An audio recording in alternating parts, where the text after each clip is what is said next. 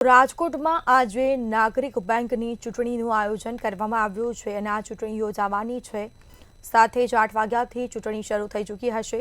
સાંજના 4 વાગ્યા સુધી આયોજન કરવામાં આવ્યું છે। આજે નાગરિક બેંકની ચૂંટણી 21 ડિરેક્ટરોની ચૂંટણીમાંથી 6 બેઠક બિનહરીફ થઈ। તો સહકાર પેનલના 6 ડિરેક્ટરો બિનહરીફ જાહેર થયા છે। સંસ્કાર પેનલના 11 ઉમેદવારો વચ્ચે ચૂંટણી યોજાવાની છે। સહકાર પેનલના 15 ઉમેદવારો વચ્ચે ચૂંટણી યોજાશે। ભાજપના 2 જૂથ વચ્ચે કાંટે કી ટક્કર જોવા મળશે।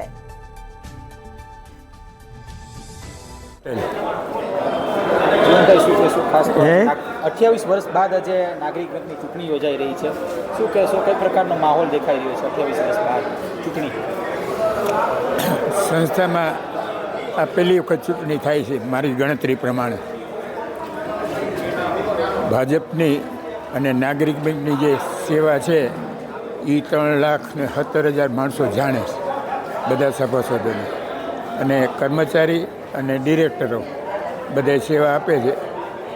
99% બહુ ખબર નથી, મને 5 રૂપિયા પગાર આપે છે, એટલે હું મફત સેવા નથી આપતો, એટલે અમારા બધા ડાયરેક્ટરોને એ પ્રમાણે સિસ્ટમ છે। અને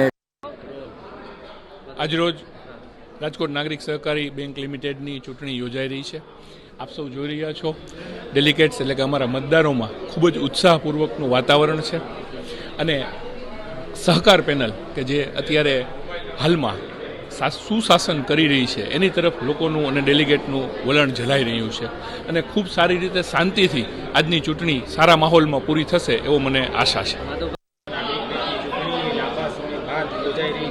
28 વર્ષ બાદ ક્યાંક જૂના જોગીઓ નારાજ છે કે ચૂંટણી ન થવી જોઈએ। તમારી વાત સાચી છે। રાજકોટના જેટલા બેંકના સભાસદો હોય કે પછી ડેલિગેટ હોય કે બેંકની સાથે સંકળાયેલા હોય, અને કદાચ રાજકોટના નાગરિકોની પણ એવી લાગણી છે કે આ ચૂંટણી ન થવી જોઈએ, પરંતુ હવે જ્યારે આજે ચૂંટણી થઈ રહી છે ત્યારે ખૂબ મોટી સંખ્યામાં મતદારો ઉમટી ગયા છે। હું સહકાર પેનલનો ઉમેદવાર છું અને અમને જણાય છે કે સહકાર પેનલ જંગી બહુમતીથી જીતવા જઈ રહી છે। ખાસ તો જે નાગરિક યોજાઈ રહી છે તેમાં સોનિયા અને ભાજપના કેટલાક સામેની પેનલ શું કહેશો, કઈ પ્રકારનો અત્યારે માહોલ દેખાઈ રહ્યો છે? બંને બાજુ અત્યારે કુરુક્ષેત્ર લડાઈ જેવું છે?